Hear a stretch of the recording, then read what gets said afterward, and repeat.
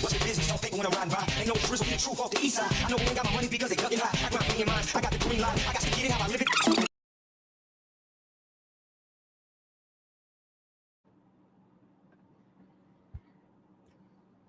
Oh, welcome to the show, everybody.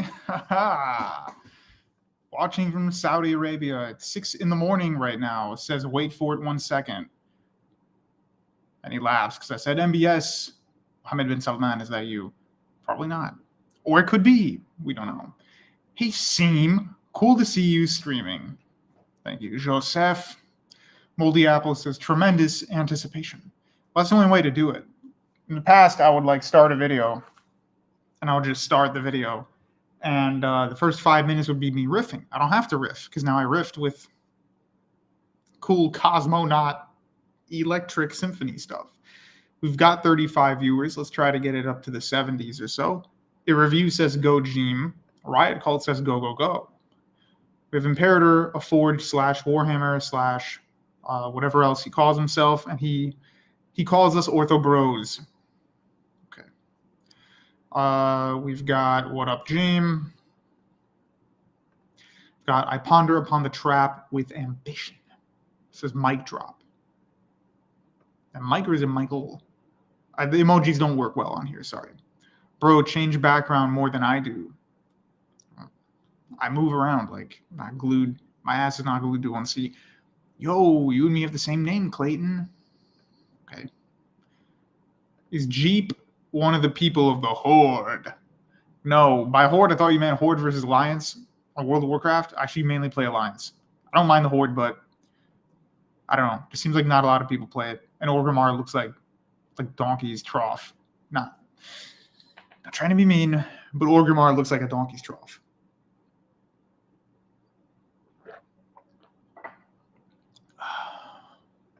Like Temujin Chinggis Khan.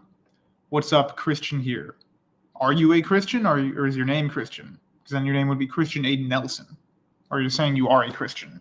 Because the vast majority of people watch this channel happen to be Christian as well. All right. Let's get into it. There's a few things to discuss today. First of all, happy Holy Week. Or rather, you should be somber, honestly, for much of the week. So I do want to obviously begin with that. We'll get into the theology of Holy Week, what it means, and what you should be doing if you're not doing anything. Eek, says Jeem. Theodore Perkovsky says, wishing everyone a peaceful Holy Week. Follower of Christ, are you jumping on the wagon to criticize Sam? Well, I already did that in the last stream, so I'm not now jumping on the bandwagon. But I do think there are a few things that need to be mentioned. So I'm not just going to dunk on Sam. I think people have done that already. I want to take a look at, will there be a potential debate? What are the differences mainly in contention between Catholicism and Orthodoxy? And then how do Catholicism and Orthodoxy differ between that and Protestantism? And we got to debate the space metaphysics stuff too. So we'll mention the space metaphysics stuff too. Have you seen the upcoming debate with Andrew and AP? Is it on Zionism? I think I vaguely am aware of that.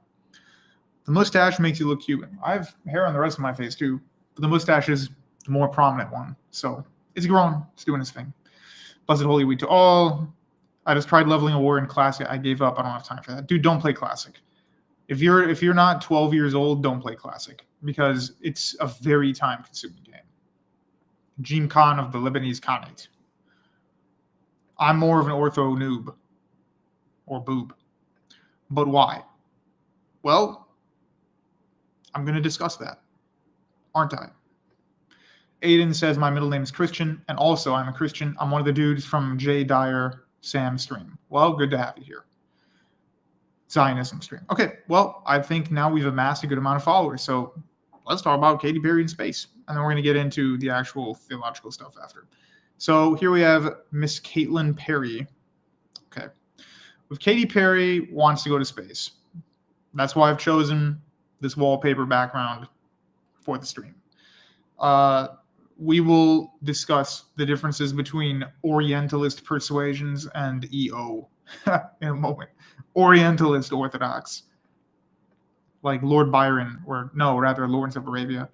Anyway, so the highest high, Katy Perry's high, and she went with Gayle King and Lauren Sanchez, apparently to space and back in a historic all-female mission. Now, if you have a brain, you're probably doubting if this occurred. I also doubt it occurred. I don't think people just go to space.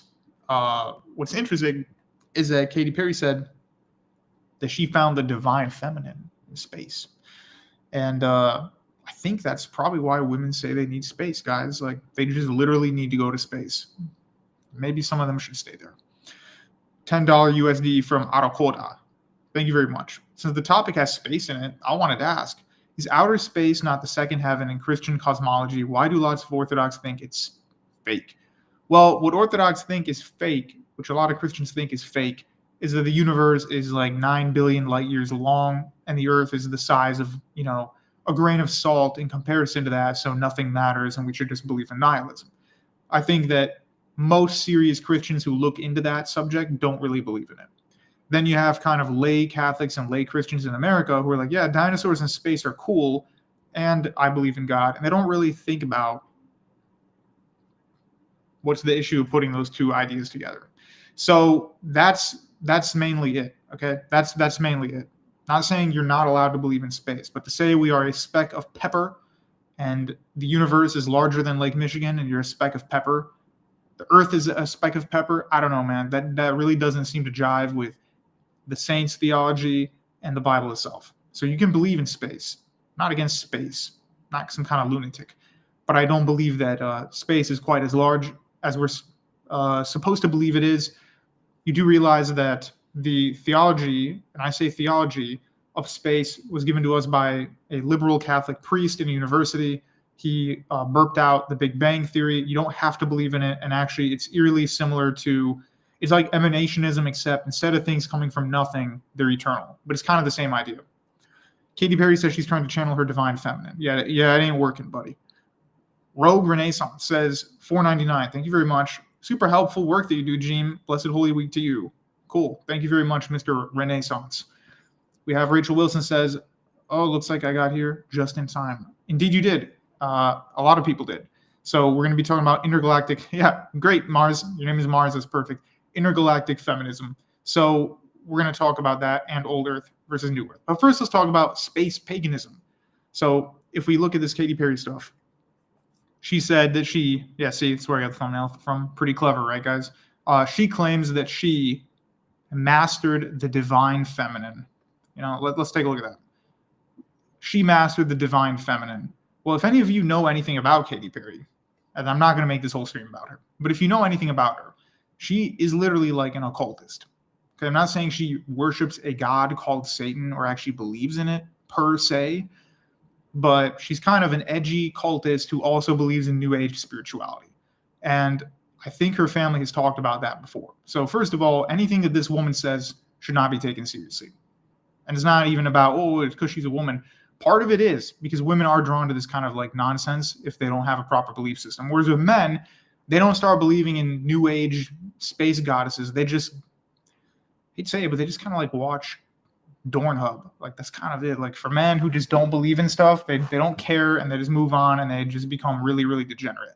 Whereas women, they also become degenerate, but they try to make it into a spiritual thing. Rachel Wilson, wow, thanks for the super chat. $4.99. She says, still hoping to get you on a live stream with me as soon as I am well enough. Soon, God willing. Thanks for the great infotainment in the meantime. Definitely, that would be a very good endeavor. And I'm definitely excited to hopefully do a collab. So thank you again for the chat. But yeah, so where does this feminism stuff come from? Why does going to space mean you have to believe in space goddesses? Well, it doesn't mean you have to. But you'll notice that a lot of the people who do believe in this stuff lean that way.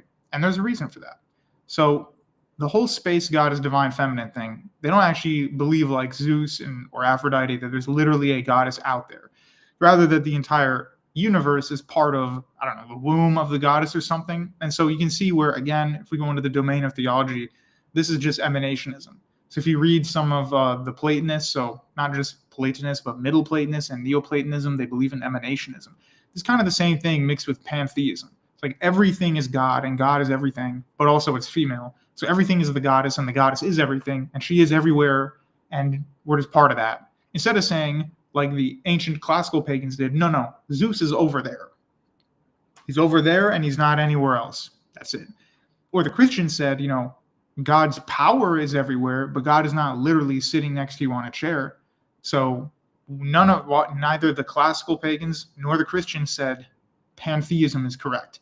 Whereas this divine feminine stuff is just female pantheism. Now you notice that if you also look at Pew Research, we had a certain Trent Horn discuss that recently. Let me go to my boy Trent. Council of Trent. Council of Toronto. Yeah. So if we look at this, the numbers don't lie. And I actually like Trent Horn for the reason that he doesn't really sugarcoat stuff, and he's also not a Looney Tune, insane, fanatical Thomist or anything. He's just a guy trying to be Catholic. So as you'll see, if you watch his video, which I'm not going to play here, he says, per Pew Research, that while new atheism is dead, and that's true, new atheism is gone, guys. It's like this hardcore militant atheism where they're trying to destroy religion, that's gone. Nobody really cares about that anymore. Only losers on that has ironically become what Christianity used to be in the 80s. So in the 80s in America, Christians were kind of seen as like the dorky types or like moms who just didn't like sorcery and video games. Now that's what new atheists are looking like. Nobody cares about militant atheism anymore. However, the rise in unaffiliated and just generally new age spiritual has gone up dramatically. So people are becoming less religious, but they're just not going to atheism. They're just believing in some kind of vague higher power.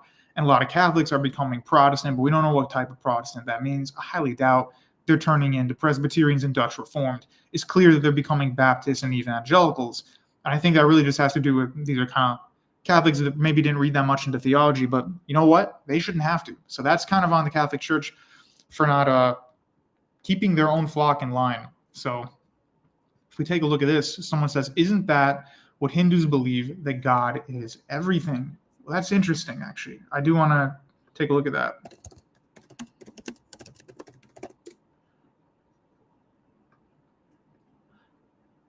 Okay.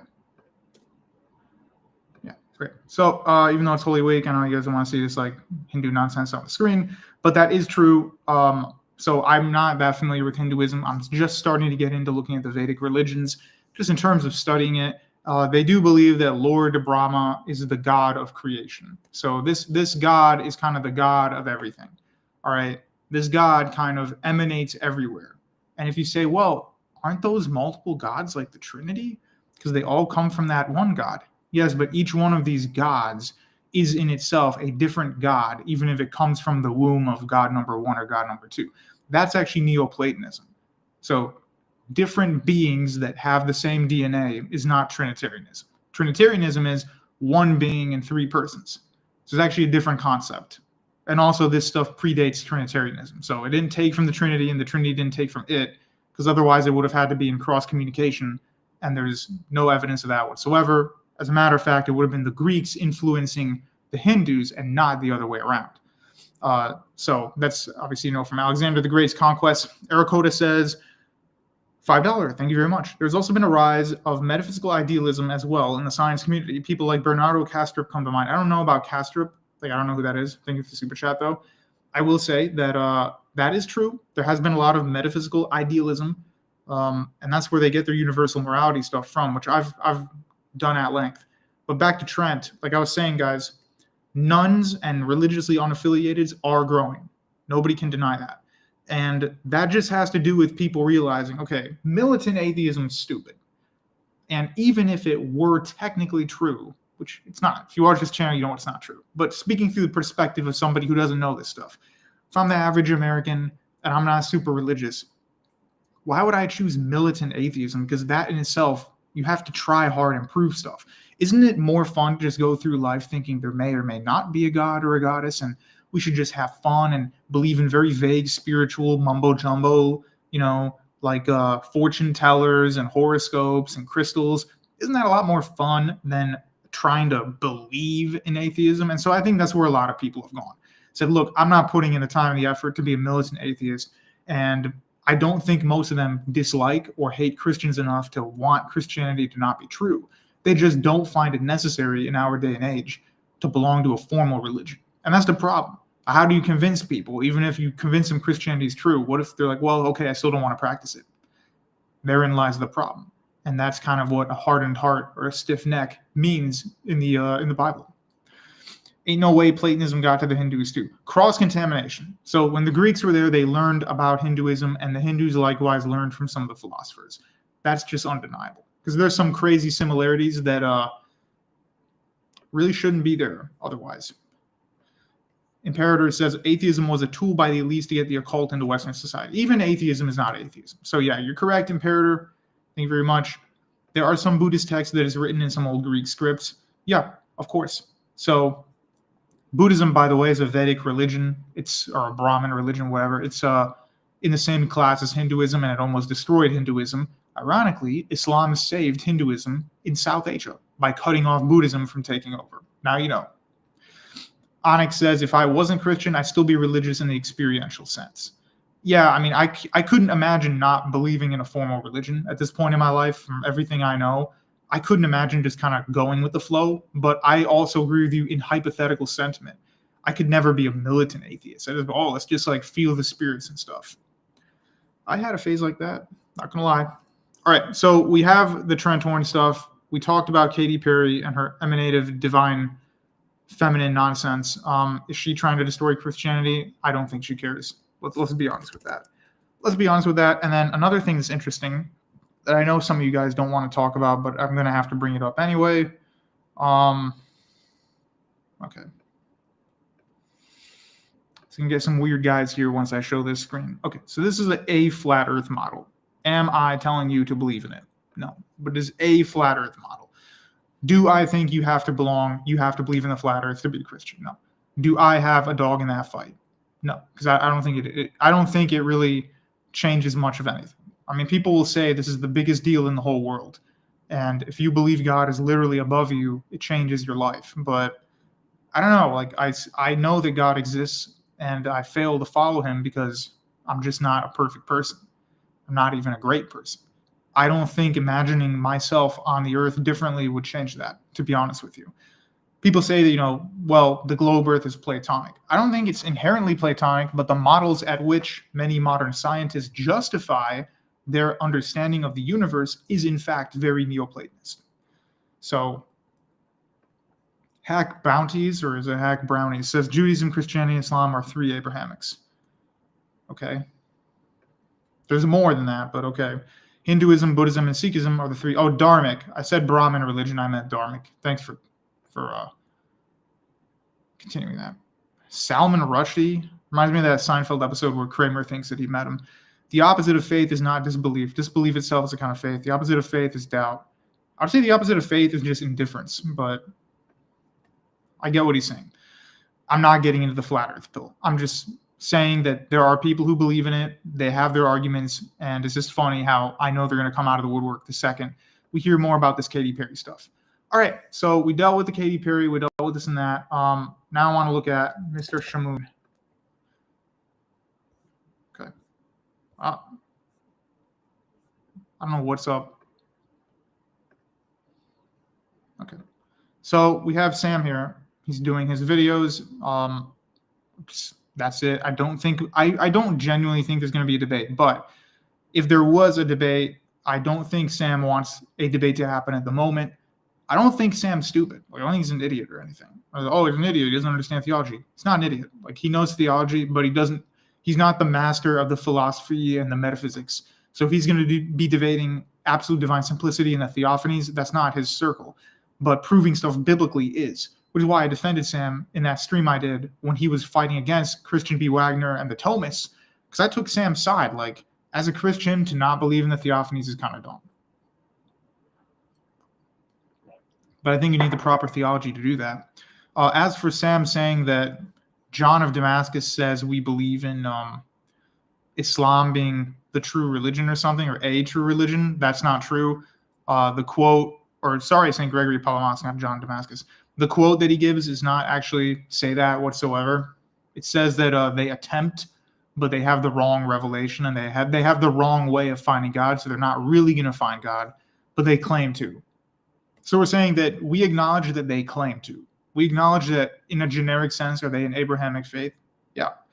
Like they do claim to follow the God of Abraham, but we say they don't. Like they claim to, but they don't.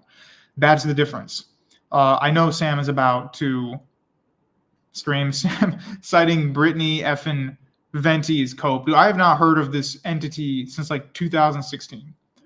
I remember a few streams ago you criticized Thomism while defending a more modern Catholic view, but isn't created grace a view that comes from Aquinas, ADS, and lack of essence energy distinction in Catholic dogma? It is, but he also gets it from some of St. Augustine's theology.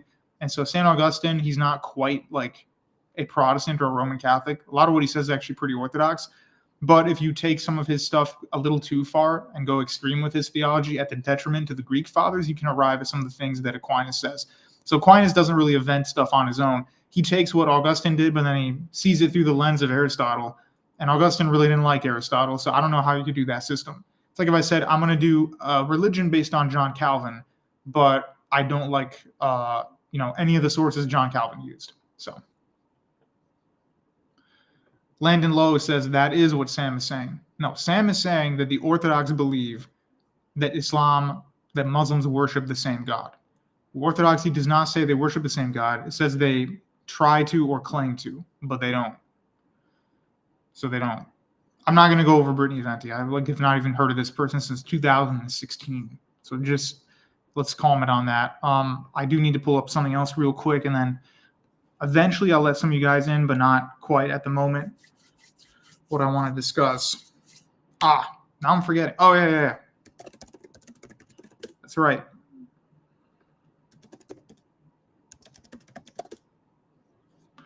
Okay. So even though I could have just typed in the harrowing of Hades, but Christus Victor. You guys know what Christus Victor is? Are you guys aware? Can anyone tell me? So Christus Victor is kind of the opposite of, not the opposite, but is a belief system that I think goes hand in hand with atonement. And notice I didn't say penal substitutionary atonement, and I certainly did not say satisfaction theory of atonement. So I don't think satisfaction, I'm confident that satisfaction theory is not biblical. Crap fondue, all right, says, is there anything of value to take from Aquinas?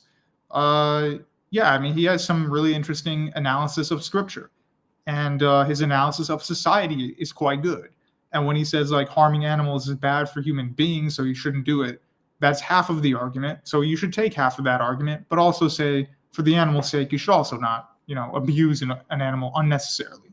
There is some stuff he says that's fine, but like that wouldn't be an interesting stream if I just said, here's where I agree with Thomas Aquinas. A debate between Jay and Sam would go nowhere. I don't think it'd be worth watching. I don't think it's about Sam. I think it's going to be William Albrecht and Jay Dyer, but who knows if that'll actually occur. Anyway, so Christus Victor does not reproach or go against atonement. What does atonement mean? There are really different theologies of atonement, and some people say Christus Victor is itself atonement, because by Christ trampling down death by death, he is atoning us, at-oneing us. That's literally what it means, to God.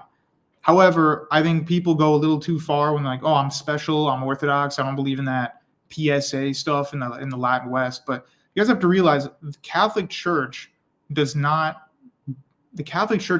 Calvinist. Like, people think because of online Thomas that the Catholic Church doesn't believe in Christus Victor, that it believes in Calvinist version of unconditional election and predestination. It doesn't believe in that.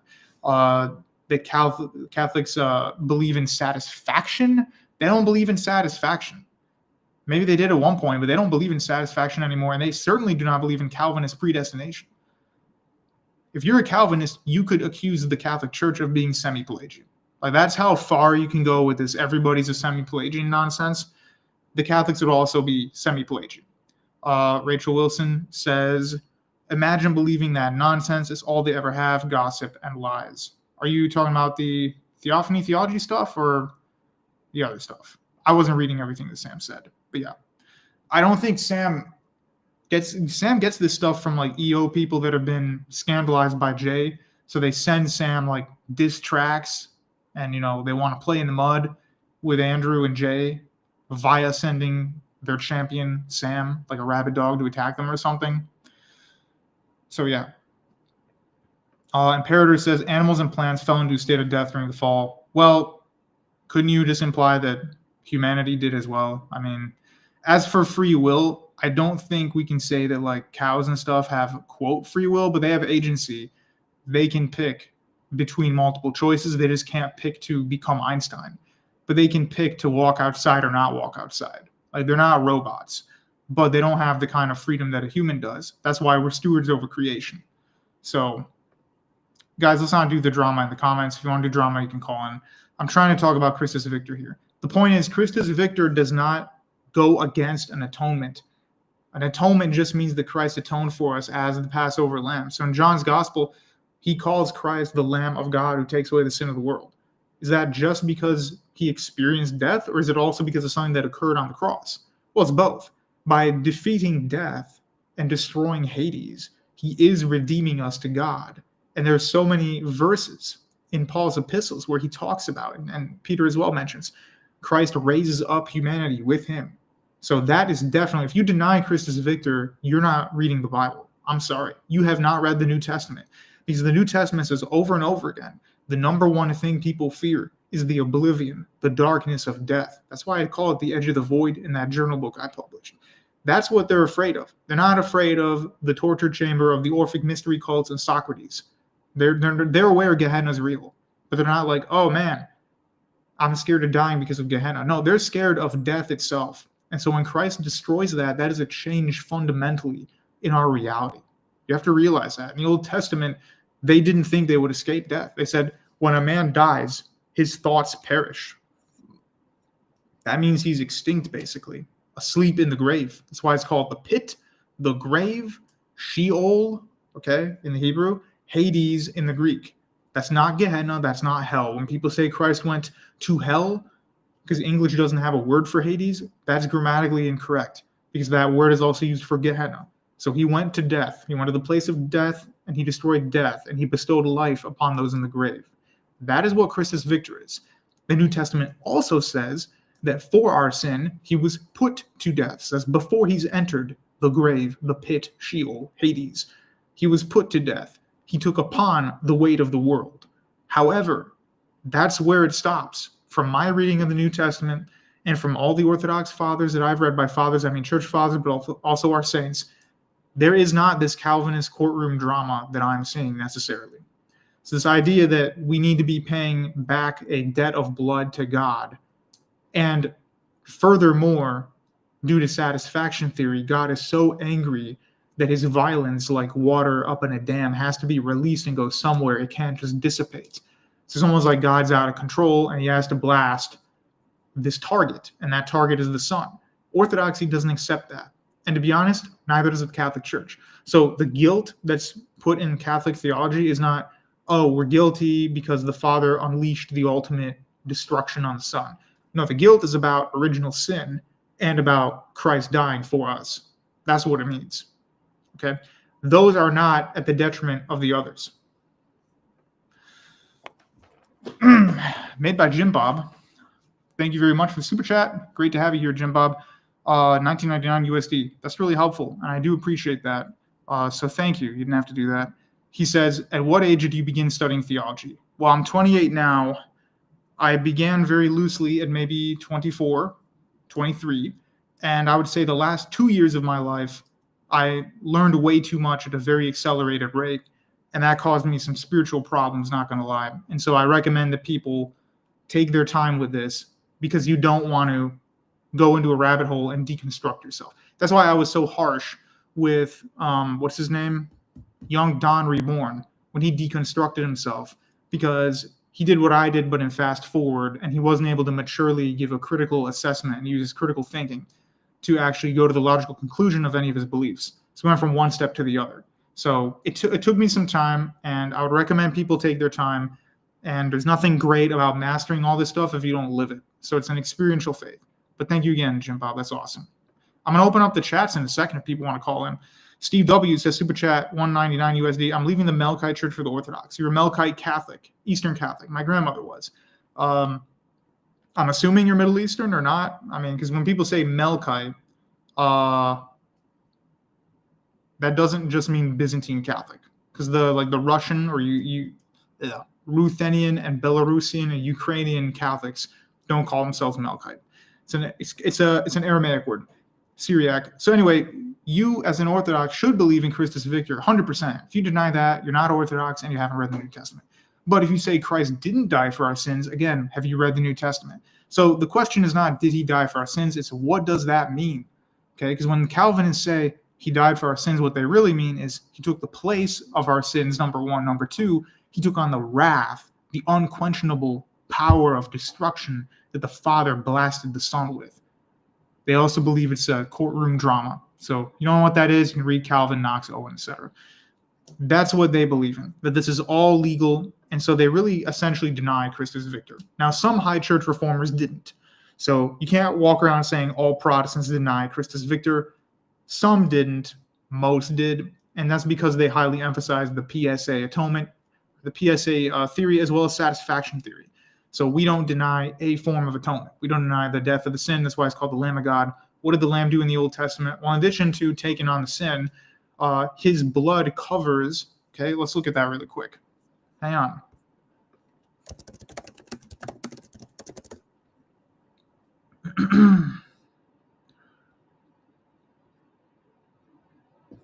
How can I not find this?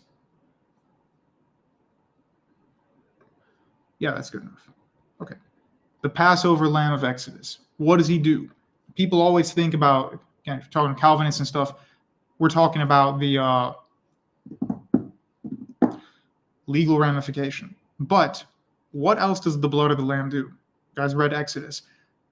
Does the Lamb do anything legal in Passover itself? We're not talking about the other atonement sacrifices.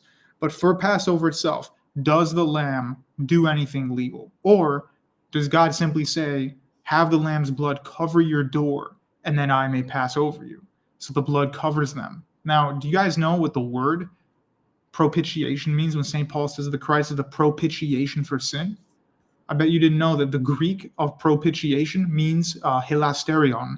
Apologies if I mispronounced that. I know zero Greek. My French is better. My French is abysmal. Hilasterion is the Greek word used by St. Paul for propitiation of sins. But that word, all right, propitiation, hilasterion, what does that mean?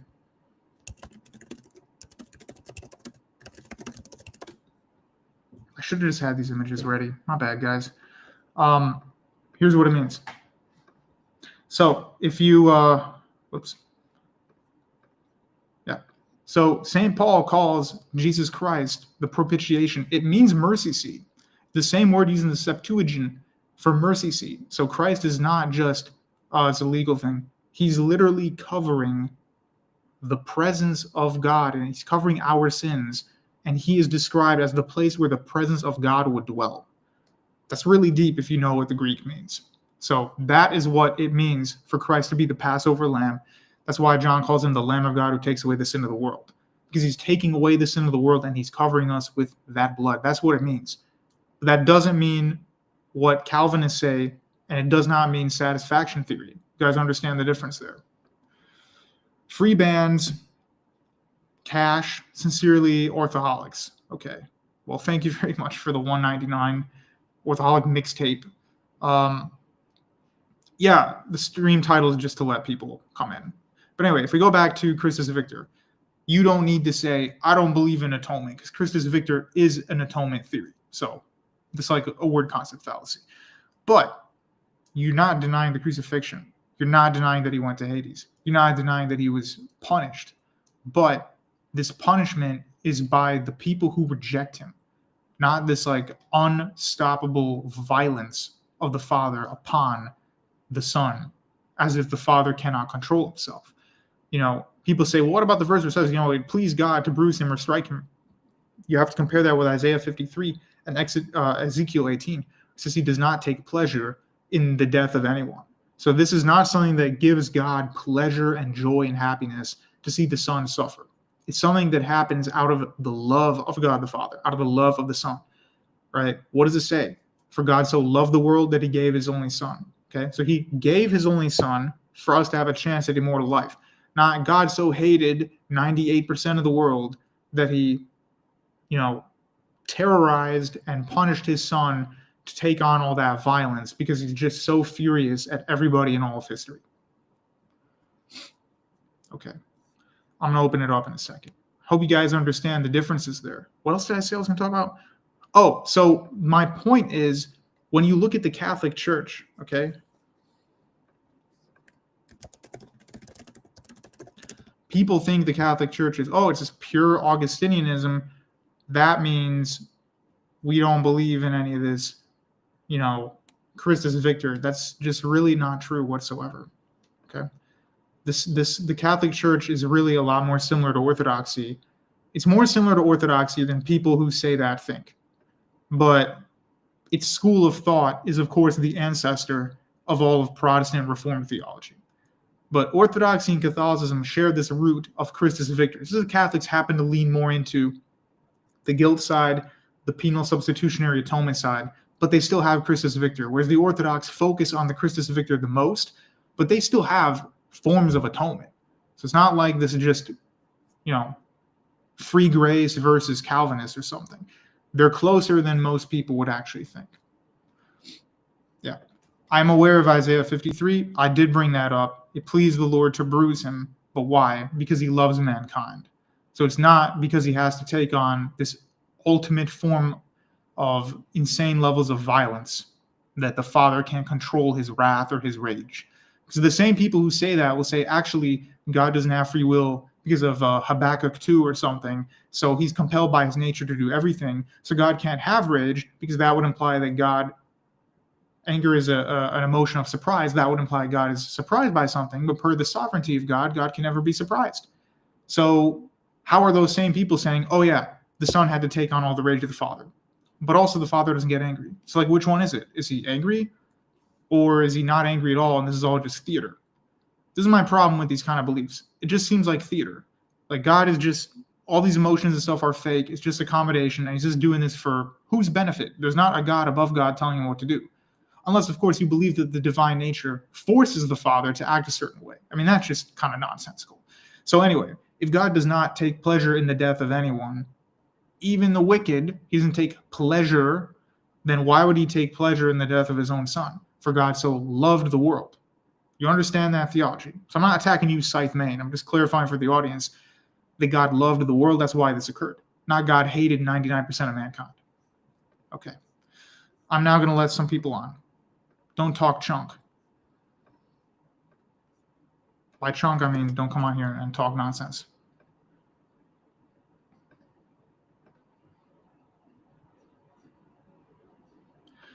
Okay, so that is now pinned. Anybody is free to pop on.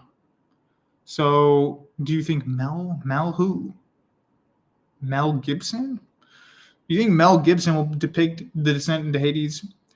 I don't know, because if he said before we gotta cover Christ going to hell, but what is that? Hell?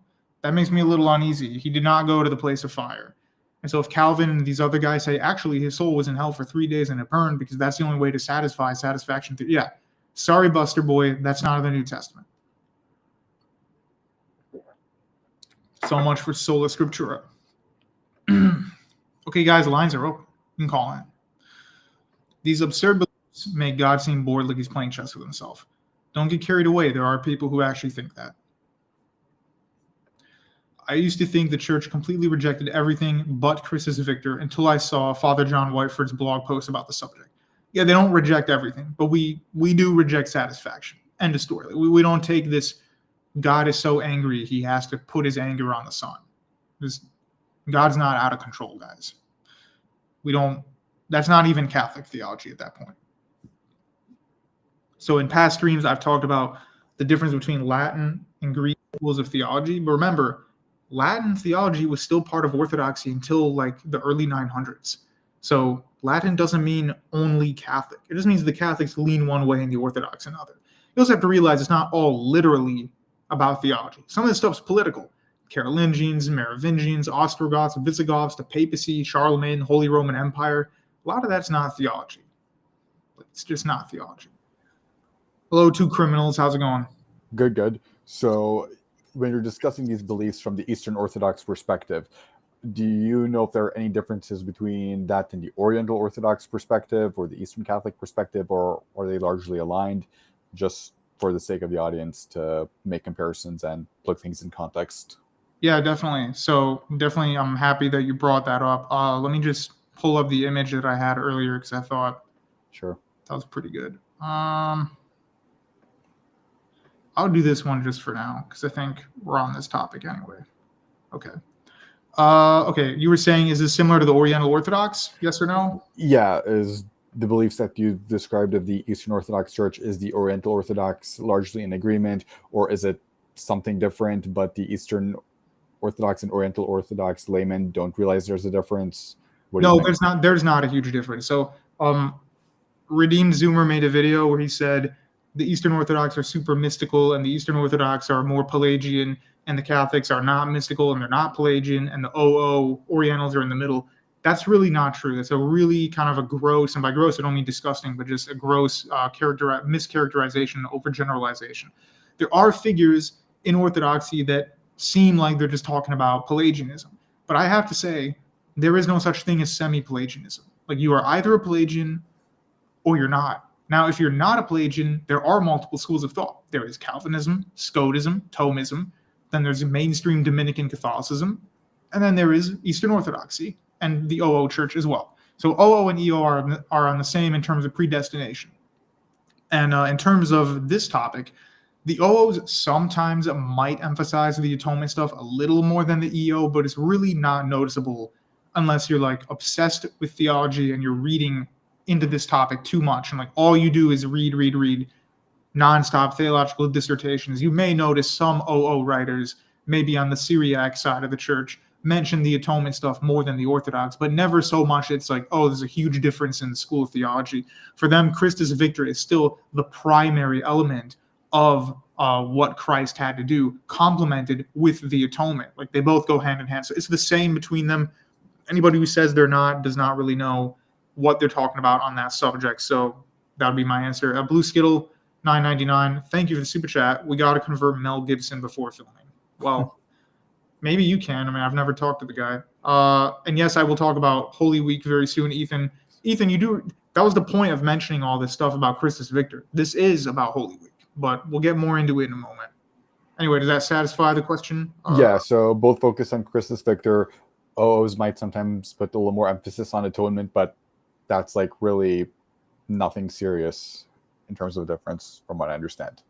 It's not a huge difference, no. Yeah. So they're quite similar. People overplay the differences a little too much. Yeah, maybe just for the sake of wanting to argue, I guess. Imperator says Jesus went to the realm of the dead to bring good tidings to the just, hallowing out Sheol. I know you don't like my views. I get it. I'll be quiet. Imperator, I've like barely even mentioned any of the stuff that you've said in the comment. Feel free to comment all you want, even if we disagree on something. But the comment you just gave is pretty much what the Orthodox Church teaches, but they just don't teach it. He was wandering around talking to Plato. Like, we don't believe in that, obviously. But yeah, guys, please do like the video. So that's the main differences are not on Christus Victor or not. The OO churches accept the same theology as the EO, and they both have the same theology on like predestination and stuff like that. Yeah, that's fair. Also, for everyone mentioning Mel Gibson, I guess it's because the Passion of the Christ movie just took the world by storm when it was released decades back. I remember seeing trailers for it in Kuwait, which is a very strict, well, not very strict, but they are one of the more religious Muslim countries, so that was pretty surprising. I don't think it ever aired there, but the movie is pretty popular with Middle Eastern Christians, from what I understand, especially because they had Jesus speak in Aramaic, which I think was a big draw for people. Not so much the theology or whatnot, because the movie presented a very, at least to the lay people, Christ's death and resurrection as to how they'd understand it normally. So it was popular amongst Catholics, Protestants, Orthodoxy, amongst the Christian groups in the Middle East. What do you think? Yeah, I think it was definitely a huge deal. The Aramaic part was a huge part of it. I thought it was a fine movie. I don't really have much complaining about it, but I will say that I don't want them to portray Jesus going into Gehenna. So I hope Mel understands the distinction there. I think he does. Like, I don't think he's an idiot. So right, we'll see. We got Orthoholics and Gavin. Let me let in Orthoholics first. How's it going, Orthoholics? What would you like to talk about? Nothing much. I have three main questions. One on Christ's harrowing of Hades. My understanding of Hades and heaven, which was told me by an Orthodox Christian, is that hell and heaven are not exactly physical places and not exactly places, or at least in the middle part, and it's both a metaphysical and half kind of not super much a literal place. So where exactly did Christ go into the realm of death? Here's the thing. As for whether it's a literal place, like, what does that mean? Is it a state of mind? Is it a geography? If I dig into the earth, can I go there now? I don't think so. So if that's what we're saying, then no, I don't think you can just get a shovel and like go to Sheol. Well, however, yeah, I don't think anybody really believes that besides like Dante. There are people. You'd be surprised. But people I've dealt with personally. But no, when it comes to Sheol, Father Thomas Hopko and Archpriest George Florovsky talk about it as the realm of the dead. So it's not like Odysseus going down to his Hades and like, hey, where's my mom at? Like, that's not what we're supposed to be imagining when we're imagining Christ descended to Hades. That's why when you look at the resurrection, it doesn't show Jesus like wandering around having discussions with people like it's a video game. He's just, we cut to the resurrection and he's pulling people out of this like abyss of death. And that's why I like those icons, because they don't spoil the mystery. Oh, what does Sheol look like exactly? All we know is this darkness of death, and he's pulling people out of the tomb. That's kind of all we need to know about it. So my answer might be a bit of a non-answer, but I think it's like that on purpose. We don't need to know, well, what color was it when he was here? We don't need to know that. We just know that he's pulling people out of the tomb, out of death. Does that make sense? Yeah, well, my question is not really like, what does it look like, or what color is it, or is like Satan like a big giant red goat, but like, is it a realm? Is it a place? Is it both? Or is it more of a realm or a state of mind than a place, or what? I wouldn't say it's just a state of mind. Like it's not like a hallucination in your head. It's not just like a purely spiritual thing. It can be a place. When we say a place, that's like saying, God is in a place in heaven. Like, what does that mean? It's a different realm, but it's also a different way of existing. It's not something we can travel to. So is it a place? Like maybe we could describe it as a different dimension, or maybe even just a different reality. I think that's appropriate to say, but not literally like you can't take a plane there or anything like that. I hope that makes sense. Yeah, that makes sense. Yeah. And a second thing was that back to what I forget what the last dude was saying, but back to the Coptic. He's still here. You can ask him. He's right there. Well, okay, but when I was Coptic, there is a lot of use of Catholic art, like a lot of use of Catholic art. And would you maybe understand that? Yeah, I can talk about that actually. Yeah. So I've been to a few Coptic churches, and what he's basically mentioning is that in some Coptic churches here in the U.S., for some reason, I don't know what the reason is. It may literally just be because it was convenient. It's got nothing to do with theology. Okay. The priest I spoke to in Indiana, he was showing me the church. He's like, yeah, if you'll notice, the ceiling art we have kind of looks more like a Latin style. And by Latin, we mean almost like semi-Renaissance style. I said, yeah, what is that?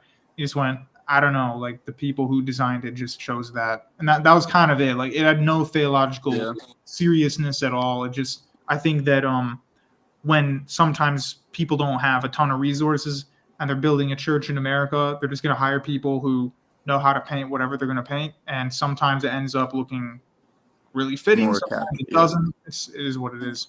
Yeah, if I could interject on this, in some Armenian churches I've visited, I noticed that they'll use the same paintings or something, the mass-produced paintings. You might notice one in one church. Some churches might have the same too. You've seen all the time. I think for a lot of churches, they will use what's convenient. And does this look like what's happening in the Bible? Yes, no, end of story. That's sometimes the answer. It's just as simple as that, especially if it's a church in, say, a Muslim country. They don't maybe have as much resources or funds to organically build up their church, so they'll just take whatever they can get. But I think the simple answer for some designs is that it depends what's available. Boring answer, but sometimes that's the truth. Yeah, that's fair. Yeah, that's fair, and I understand that. And I think even in the Middle East and even in Egypt, they get a lot of help, or the Catholic Church definitely helps around with some of the stuff in there. It's also because for the Oriental Church, especially the ones living in the Middle East, their identity isn't tied to a very specific set, like a specific sect at the detriment of another sect. So nowadays, if you're a Christian in Egypt, your main identity is, I'm a Christian of Egypt, a Copt, but mainly, I'm a Christian, I'm not a Muslim. So because of that, they're not as aggressive against other Christian sects, because that's not really the primary concern. So sharing art style and stuff isn't like the huge deal. Like in the last stream, we talked about how in the Levant, some Orthodox, Melkite Catholics, and Maronites will all go to the same church, even though theologically that's not they shouldn't do that. They just do that because they feel like, oh, it's us Christians against everyone else, theoretically. Yeah, and what's weird is that from their perspective in the Middle East, they don't see this as ecumenism for some reason, because they believe that folk religions or beliefs somehow always just end up crossing over into Christianity or Islam, depending on where you're from. So they'll see the Filipino Catholics as interjecting some Filipino local beliefs into their Christianity. I believe our Indonesian Muslim friend even stated that in Indonesia, some pre-Islamic beliefs somehow made it into their version of how Islam is practiced. So even though technically a Filipino Catholic and a Maronite Catholic would have more in common theologically than with an Armenian Oriental Orthodox Christian, the Maronite might think that, oh, well, this Armenian guy, Oriental Orthodox, probably understands me better because he's not injecting his Southeast Asianness into this religion. We are from like the same general region, and therefore our beliefs almost develop the same. Again, it's not accurate, but this is why sometimes, again, when I went to that Armenian Oriental Orthodox church, we had an Eastern Orthodox Syrian Arab guy in our congregation. Yep, I think I can definitely confirm that seems to be, I think that seems to be the case, whether for good or for bad. It's probably not a great thing in the long run, but it is what it is at the moment. Just to give you some idea, this is a kind of a lazy map of Lebanon, and I can't find one for all the sects in the entire Levant, because whenever you find a Levant map, it just says Christians. But as you can see, just in Lebanon alone, you have Maronites and Melkite Catholics and the Orthodox and the Armenians. If you go to Syria, it's even more complicated. So that's why there's sometimes overlap. But again, not necessarily a good thing. I'm going to let in Gavin, but if you have any other questions, Orthoholics, feel free to ask them. I think so. Can you hear me? Yeah.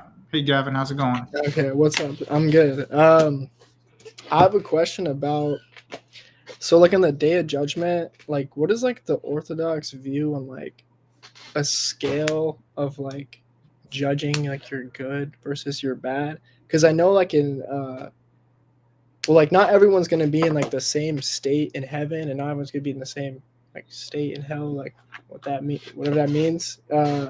So like, how does that work? Like, are you being like judged like for the more good you do, that will put you in like a better state? Is that like right to say? Kind of. So, yeah, kind of. So basically what the belief is first of all, nothing impugns on God's omniscience. So he does already know what you're going to do before you do it. But we don't believe in Orthodoxy and Catholicism, don't believe in Calvinism, where despite or without any foreknowledge, God just arbitrarily decides who's going to heaven and hell, which has nothing to do with what they did in their life. Whereas for the Orthodox and Catholics, we believe, yeah, God knows everything's going to happen, but he's still basing that judgment decision on what we did.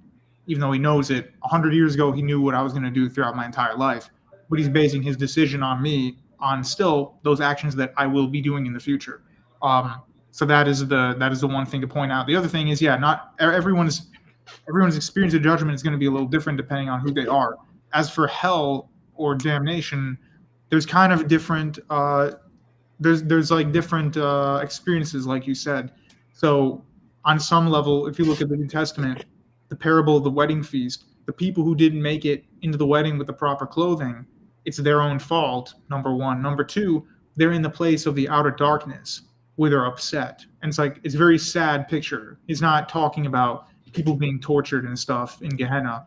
That parable is talking about you didn't make it into the feast. You don't get to join the party. You don't get to join the warmth and the love here. You can see it from afar, but you can't connect with that and see how those people in the wedding feast parable, they wanted to be part of the feast, but I guess they just didn't give it their all in their life, and they just refused to actually act upon any of their intentions. And so that's what happened to them. Okay. Whereas when Jesus talks about, the evil ones, the people who were actually evil, who did horrible things, they're going to that place of Gehenna, that lake of fire, the fire that's unstoppable. So there is a difference in how he's describing these crowds of people, like pure evil versus people who they had good intentions and they tried, but they just they didn't really like give it their effort, and they just weren't good enough in terms of, it's not like an exclusive party or anything, but you just didn't follow God. Whether or not you wanted to do it in your heart, you didn't follow God. You didn't change enough. Okay, and like it would be like the same thing for like heaven. So I forgot which verse it is, but I remember you talked about it before, like in the past, where it's like those who don't follow the commandments will be like in the least in heaven. So is that like similar, like just like Yeah, so it's kind of like that. Jesus says there's the least and the greatest in heaven, but when he says heaven, he's talking about the kingdom, and that really implies also the resurrection. And in the resurrection, we're going to have bodies of some kind. We don't know what it'll be like, but we'll have bodies of some kind, and we're going to be on the new earth. So we're not just going to be in like this, beyond terrestrial heaven forever. You're going to be in the resurrection. What will you be doing in that resurrection?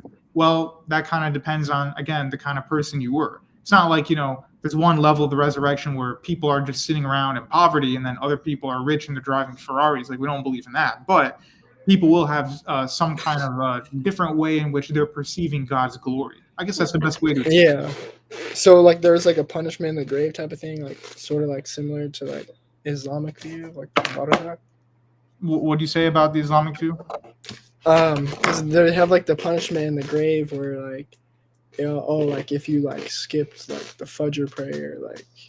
Oh no, I don't think it's going to be that legalistic. Where it's on Thursday you had shrimp or something, so you're going to have 19 toenails instead of 20 or something. I don't think it's going to be like that. Okay, But someone, Moldy Apple and Saint here, both mentioned the Beatific Vision and the toll houses and purgatory.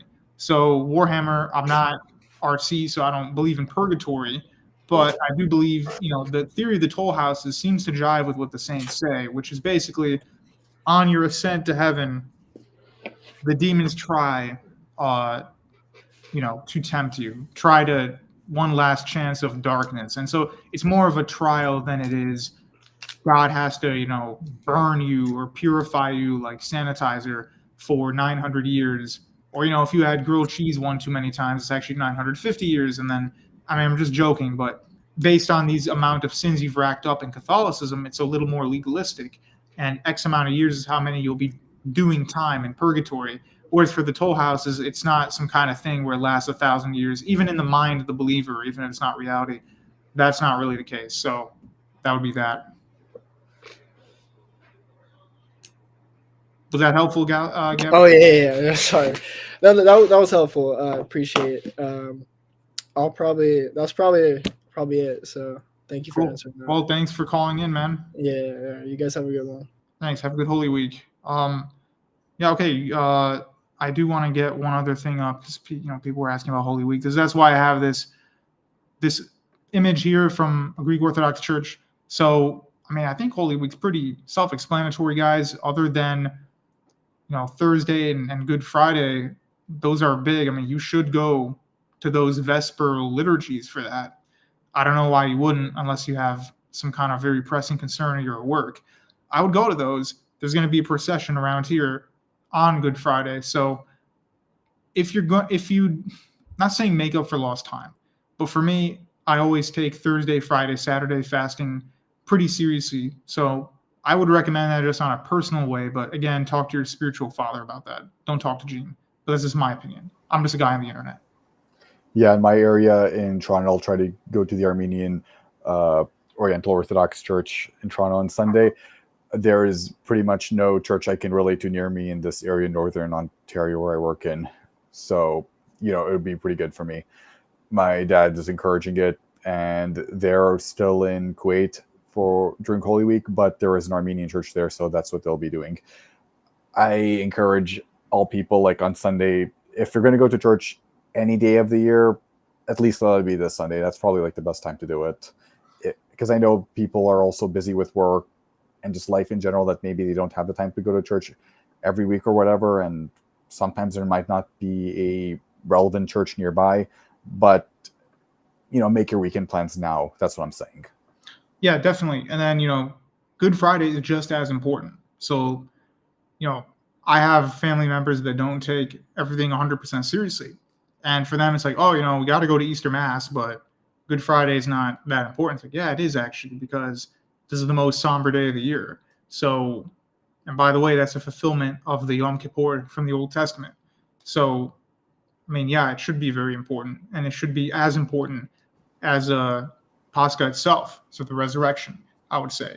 And you should definitely try to attend for that, or at least, take your fasting and stuff seriously on those days. Definitely.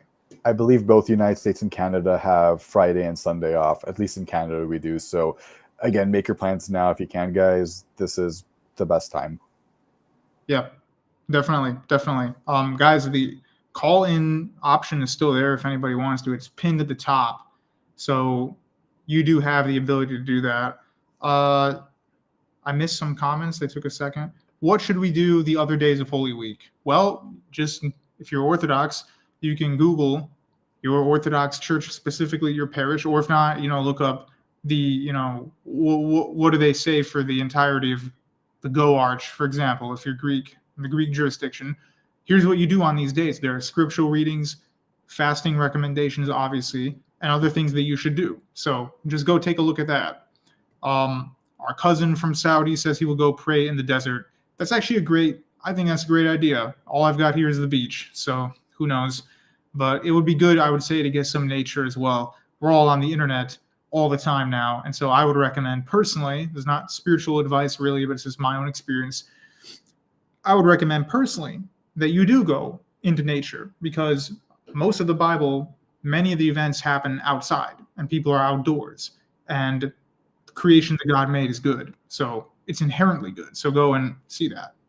Do you attend St. George and Cicero? I've never been there, and I would like to check that out. Hagop Yeremian. Okay. What's up? Hagop Ayastun, Armenian. Goddamn. He was a Kurdish spy. That's why he left. All right. Joseph Orthodox. What's up, Joseph? Hey, how you doing, James? I'm doing good. Good to have you back on the show. Cool. Yeah, I'm excited for Pascha. I'm ready for Lent to be over.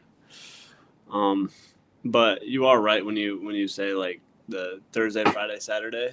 If you take the fasting more seriously, some men at my parish they'll try to do like a 48-hour or longer fast, which I'm not going to do, but maybe like a 24 something. Maybe we'll see. Yeah, you could do a water fast if you don't want to do a black fast. Right. Yeah, that's what they do too. That's what they to be clear.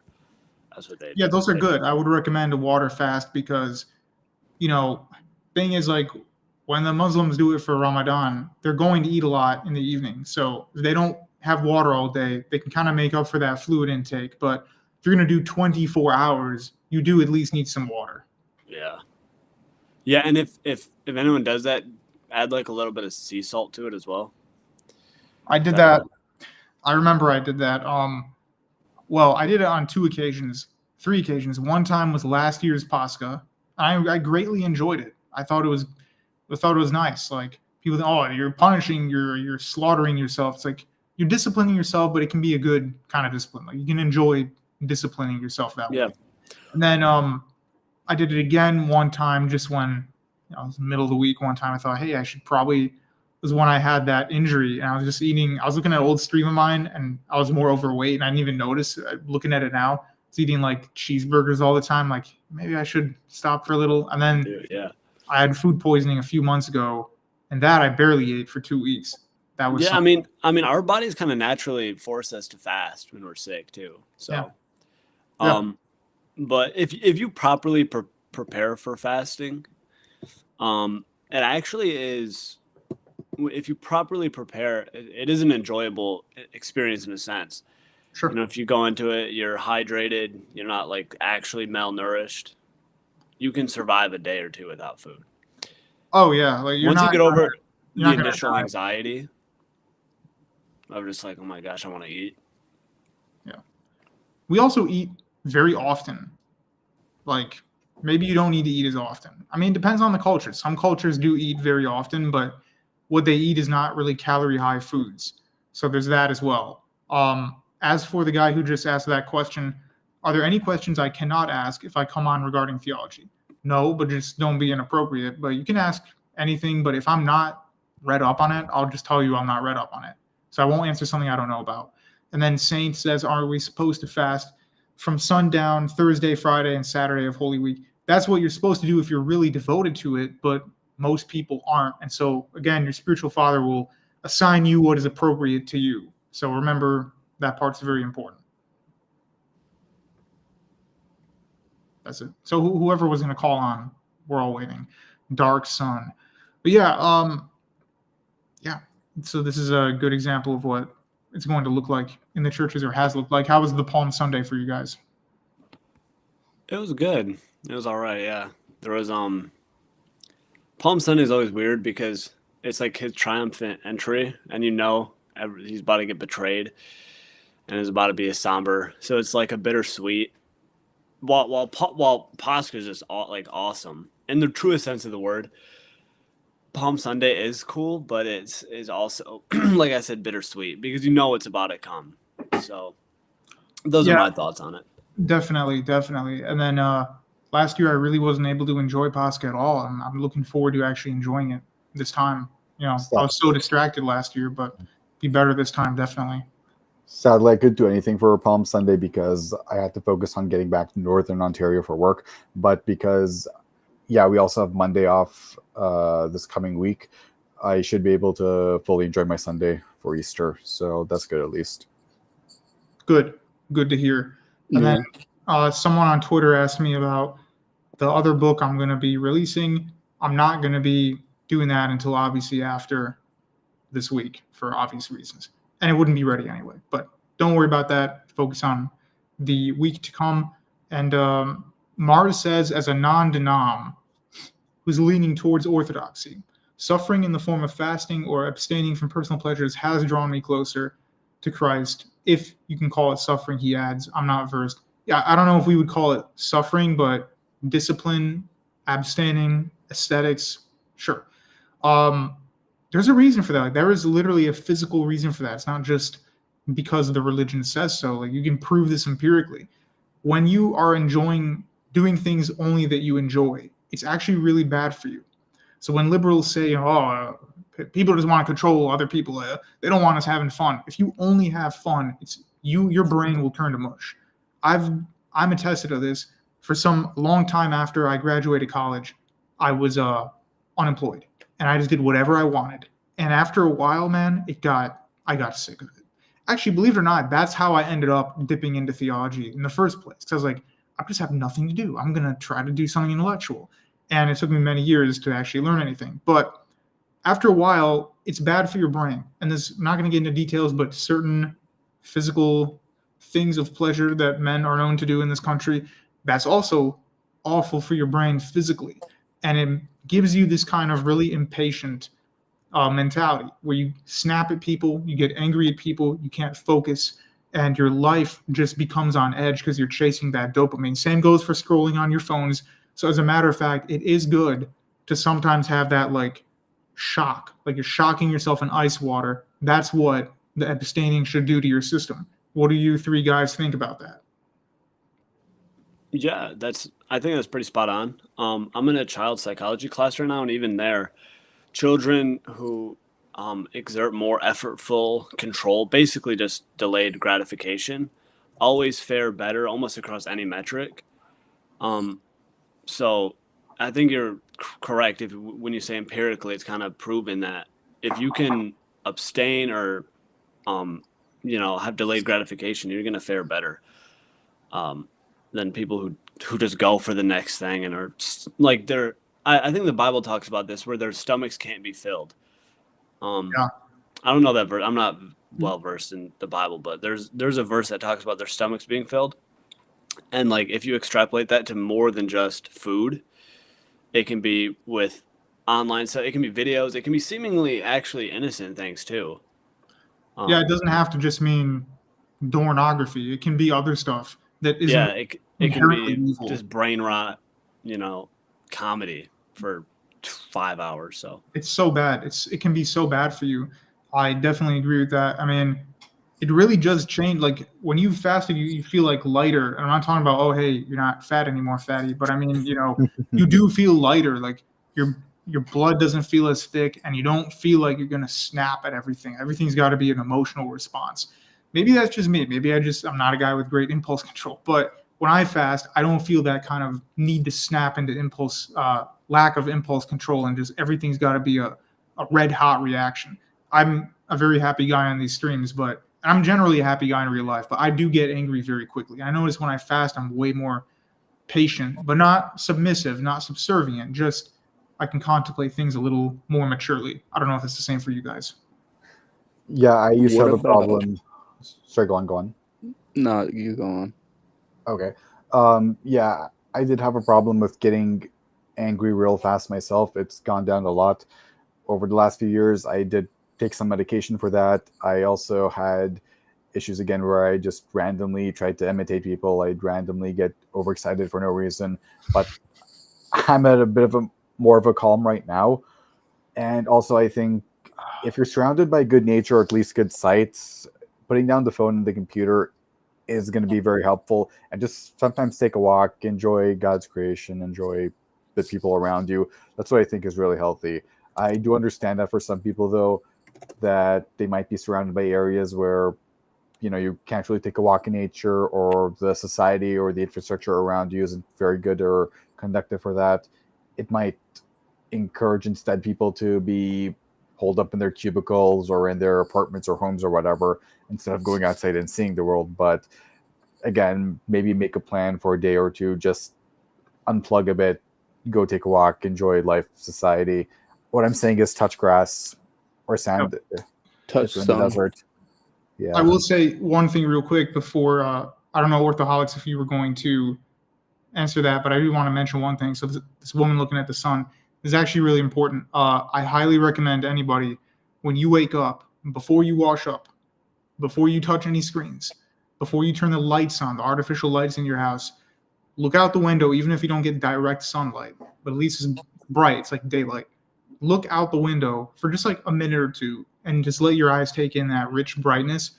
It's actually chemically really, really good for you to do that. And so it's really good to like ferments testosterone and stuff like that. And so you say, oh, what does that have to do with Holy Week? Well, what are we talking about? For anybody who's coming in, this is related because this is like where the fasting principle comes from. Like back then, they didn't have to worry about technology, but today this is one of our concerns. So one of the things you should abstain from is also technology and this gratification stuff. So it's not just about food and other certain pleasures. It's also about get off the tech and literally look at daylight. Yeah. Dark Sun, did you ask your question yet? Oh, here it What is. about Oh, sorry. Go ahead, Orthodox. what about hour plus YouTube live streams that are theologically based? Do I need to fast from that? Well, here's the thing, Buster Boy. I wouldn't spend all day watching them, but I do literally I do these at night for a reason. When I'm in this daylight, I don't want to be looking at the screen for 2 hours in a row. If I'm doing something, I want to be able to take breaks and go look at the daylight. So that's why I do these at night. And like all the people in Europe always complain, but I like to do the stuff at night for a reason because I don't want to do it in broad daylight. So I do need to answer Dark Sun's question. At Gene, I converted to Eastern Orthodoxy from Roman Catholicism, but now I'm heavily drawn to the Oriental Orthodox. I'm personally worried if this should weigh on me leaving Eastern Orthodox, and it happens to be correct that I left and I became OO. Well, here's the thing, Dark Sun, not to be offensive, but we don't just do stuff because we lean or are drawn to. Now, that may be the first thing that hooks you, but then you have to establish whether you can accept all of these doctrines, not just you personally, but do the saints, does this theology, Christology, etc., match what's in the scripture?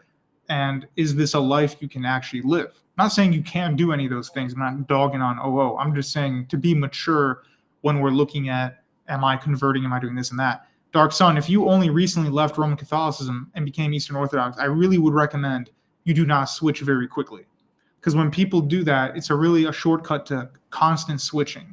And on the internet, there's people who are like, from 2018 to 2019, I was a Hindu, then I was a Baptist, then I was Jewish, Muslim. Like, you don't want to do that. You want to maturely be a part of your religion so that the zeal goes away, then the struggle begins, and then you come to normalcy, and only then you're judging that sect or whatever for what it is, not just a few months here and there. I don't know what your situation is, but that would be my response to that, and I would definitely read the writings of their saints before just stuff on the internet. Read what the saints have to say.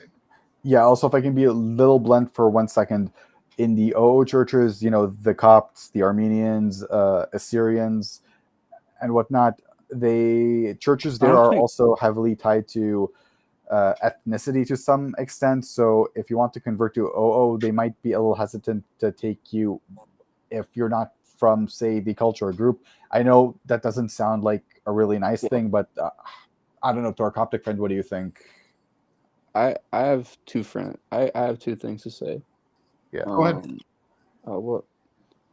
I forgot what the first one was going to be, but the second one was I really did not experience that much nationality or that much ethnocentrism in the Coptic church like I have in like Russian or Greek churches. I will say they seem to be a lot more, the Coptics, they seem to be a lot more chill about that in my experience, even though that majority of the time they only spoke Arabic, whereas like where the Greeks or the Russians, like they care about being Greek and Russian, and they Well, put if I that can all comment in. on that, I'm neither of those ethnicities, but I know the context. So for the Copts, especially in the United States, they're doing people don't know this, but they're doing a really good work with evangelism. So they're trying very hard, and I think succeeding at not making it just a church just for ethnic Egyptians. So that has been one of their strong suits in Canada and the United States. I don't think that's the case for the Armenian OO churches. So Two Crooks is probably correct about that. As for the Greeks and the Russians, for Russian churches, I've noticed that if it's like an older generation, you'll find that. But for the most part, Russian and Rokor churches seem to be better at it than the Greeks. It's not because I don't like Greeks or anything. I do. But the last century, there's been a lot of ethnophiletism. And let's be honest, it was the Greeks that were the most involved in that. Not every Greek, maybe not even the majority. But there's a strong subset of this kind of Greek superiority that some people still hold to. So you will find that, but it's been going away. But this is actually stuff that, like Father John Romanides wrote against. Said we shouldn't believe in this Greek supremacy stuff. We should unite with all other people who are part of the Eastern Roman Empire. Yeah, that I think is a good idea. Yeah, and just another thing for me, what I really mean to say is that I don't know what ethnic group you are, but if you go to the Armenian OO church, they'll be like, oh man, we got to make you the founder of insert ethnic group here, Oriental Orthodox Church. They'll gladly help you, teach you the theology and all that. It's just that it might seem a little weird to the Armenian parishioners that we have a guy whose last name doesn't end in Yan as a full-on member of the Armenian Apostolic Church. I mean, unless you want to become Armenian, in which, yeah, cool, man, I'll welcome you to the club and all that. But that's just a weird reality of the Armenian Oriental Orthodox Church. But again, you can convert to OO, though I feel like they might try to get you to start like a new branch of it. But they'd probably be excited to help for that one. I don't know. Sounds dumb, but that's life. I've not experienced like any of that when I was Coptic, but I think another weird thing with kind of Eastern Orthodox like national identity is that there's a lot of people that come into it who have no involvement with or any sort of heritage in Russia or in Greece or in any of that, but then they really put on the label of like, oh, I'm a Russian monarchist, but like he's from Kansas City. Like I never experienced any of that. When I was I've talked about that. I think it's just because Orthodoxy is so like new to most people's psyche in the U.S. that some young men get like too internet carried away and they're like LARPing. And that's the thing, like guys, you shouldn't LARP because historically people didn't LARP. And so if you were from, let's say you're back in like the 900s or something. If you were Byzantine and you were Eastern Orthodox in the Byzantine Empire, and even if you weren't in the Byzantine Empire anymore due to the rise of Islam, let's say you're in Lebanon or Syria or something, and you're still Rum though, so it's still the identity of the time. The Byzantines didn't get along with fellow Eastern Orthodox in Bulgaria. The Bulgarians were never part of Eastern Rome. They didn't want to be part of Eastern Rome. They waged war on Eastern Rome. And even the Serbs sometimes took the side of the Ottomans against the Eastern Romans. So my point is, You can be Eastern Orthodox and not like LARP as a Byzantine, LARP as a Greek, LARP as a Tsar. Like people, even in Eastern Europe, they don't LARP as Byzantines and Tsars. Like they just hold to, well, if I'm Really? Bulgarian, and that's it. Really? Yeah, for the most part, like actual Russians, like real life Russians in Russia, they can LARP as a Tsar stuff because they were. That's fine. But like Romanians don't go, actually, I'm a Russian Tsar. Like, they don't talk that way. We have the other Armenian guy who wanted to call in. You're here. Can you talk? Hagop, please. Hajis. Osastun. Says your mic's working, man. Please talk. Hagop. This guy. He's just a Turk. Aura. Dude, It's aura forming. you're making us Armenians look bad. No, I'm kidding. No, it wasn't working. Oh, there you are. What's up? Yeah, I'm just gonna make it quick because I gotta leave. If you want to learn about theology, all of you got what you're saying, two hooks, like it's nonsense.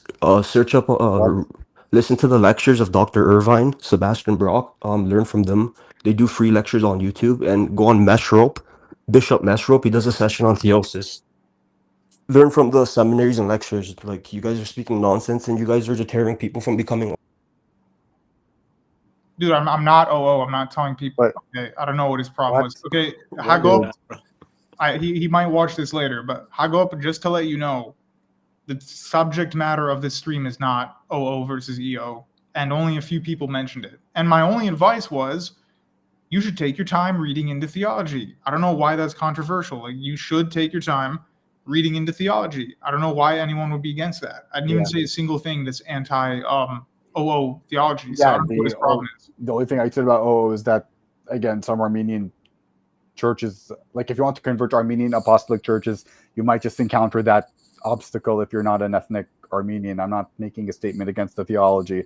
I'm just saying that could be an obstacle because it is associated with the culture. You know what I'm saying?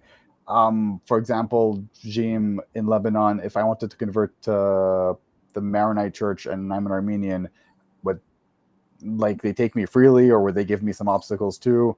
What do you They think? probably take you freely just because they would assume you're a Lebanese Armenian that's been there forever. But like if you were, let's say, if you were some Jordanian guy or you're an Armenian from Syria and you said, hey, I want to be a Maronite, they'd be like, why? Like you can, but why? Like, don't you guys have your own churches? Yeah, that's how I feel the Armenian Apostolic Church would be. But again, like let's say you've been living in Why Armenia was for a that? while. Sorry to cut you off. Why was that Hagop guy so upset about theosis? Like I've never said the Oriental churches are against theosis. I'm well aware that they teach theosis, even though the Copts sometimes use a slightly different word. It's the same thing. I don't know what his problem was. We were talking about atonement and Christus Victor like 45 minutes ago. Maybe that's what he was talking about. But again, I don't know what his problem was. James, didn't you actually shout out? Maybe I'm misremembering. You actually kind of give a shout out to the my theology is so bad when it comes to OO, but to the Orientals on their word they use for theosis as being almost more accurate. Yeah, because in your book. Yeah, I did. Yeah.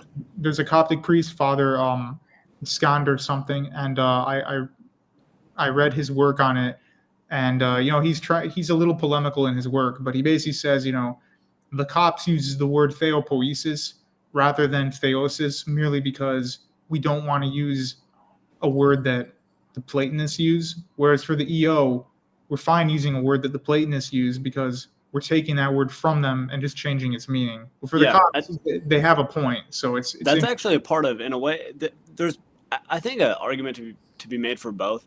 On the EO side, that is a part of Christus Victor. It's just conquering language, just saying, okay, this is ours now. Yep. But then there also is baggage to words, undeniably, which luckily most people today probably don't know the Platonic baggage. I don't. Platonic baggage of theosis. So using another word, if they did, might be better. But right, most people don't understand it. But like back then, the way the Greek father, like the Greek part of the church, here's the thing, like get rid of all the denominations for a second. In the early church, there were a few different schools of theology. You had the Syriac school, so Antiochene school of theology, Alexandrian school, the Greek school, which was kind of similar to Alexandrian, and then the Latin school, which was mostly North Africa, Italy, and some parts of Spain.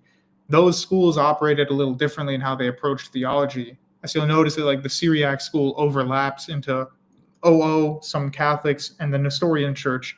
But yeah, like they're just different schools. And so the Greeks, they knew all this Middle Platonist stuff really well. And they thought, well, instead of like just plugging our ears and pretending it doesn't exist, why don't we defeat these guys using their own terms? Like, oh, you believe in this form and that form? Well, I'm going to flip it on you. And that's how they approached it.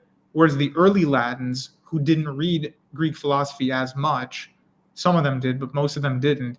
They just said, we just got to look at what does the scripture bluntly say, and let's just try to interpret it the best. So there's just different approaches, but they're all valid as long as the theology is the same. Yeah, fair enough, at least. Yeah. Let me see what Hermit Ghost says. I'm not Russian. I'm not no Greek. I'm just whole milk. I start going off about my identity. I get called worse than a philotist. There's no winning. Well, here's the thing, my man. I agree that we shouldn't be talking that much about this and that and fighting over identities. I do think that we should preserve cultures. So people should have the right to say, I like my culture. But to then make that a doctrine of religion, we can't do that. So everyone should be welcome into the Orthodox Church. Same applies to the OO, and the Roman Catholics have done that pretty well historically. So that's just something that is a reality. And unfortunately, some people try to make it like, even in Islam, like if you can go to the wrong masjid. Like you go, oh, this is a South Asian masjid, I'm leaving. Like I'm not trying to be mean, but like there are some people who are like that.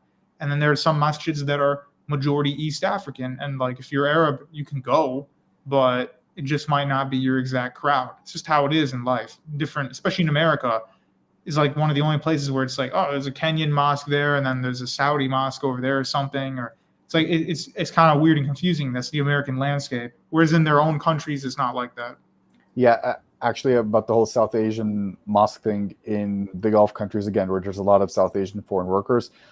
I brought up the example, with the Christian groups, the Christian foreign workers in the Middle East, but Sure. even amongst the Muslim foreign workers, again, the Pakistani, Bangladeshi, Indian Muslims, they might feel like they want to go towards one mosque, whereas the Gulf Arabs might feel like they want to go towards the other, and the Levantine or Maghrebi Egyptian Muslims might go towards the next. There is a bit of ethno-nationalism involved, but I think that's usually because of the Gulf states, how they regulate foreign workers, because the foreign workers in the Gulf states are not immigrants that can actually gain citizenship one day. They are guest workers. That's it. So there's a bit of, I wouldn't say segregation, that's putting it too far, but parallel societies, I guess. And this does reflect in how they gather around for, Islamic prayer and whatnot, which is a little ironic because Islam is a very universalist religion. Anyone on earth can be a Muslim, but still no one's really above the ethno-national factor. Is that right, Jim? Yeah, I remember in my old days when I was touring some masjids, like some Turk warned me. He's like, "Don't go to that one, dude. It's East African." It's like, what, dude? What are you talking about? Like, isn't the main like Jummah prayer going to be in Arabic anyway? So like, who cares? But we have actually. Oh, Hagop is back. It's Revenge of the Caucasus. He's back to slice on you two crooks. Hello, welcome back. No, I got heated what Two Hooks said. But my bad though. I got triggered what he said, but the fact though Sure. no, we're good. But Okay. But like my issue, okay, now I'll let you guys talk if you guys need to go. No. I was gonna ask you. Sorry. No, Hagop. I was just saying, we weren't talking about OO theology, and I've never said anything. No, I know. No, it's nothing you said. I'm not angry at you. Okay. I'm angry at Two Hooks because I get mad. Bro, I don't care what EOs or Catholics have to say. I get mad when my own people say dumb shit. Like what? When no, we're good, but I'm just saying, like when you say I don't know, just something you said that triggered me. I can't even remember now. Dude. But like if you try to learn like theology, man, the apostolic Orthodox channel's retarded. My Wait, scholars laugh at that channel. I'm telling you. Wait, Don't wait, watch wait, them. Wait, what? Let me Don't ask watch you them something. for OO theology. I'm go not watching them. I go the Senzi. That's Armenian for listen to me, which No, is yeah. uh, Khosir. again. I'm good.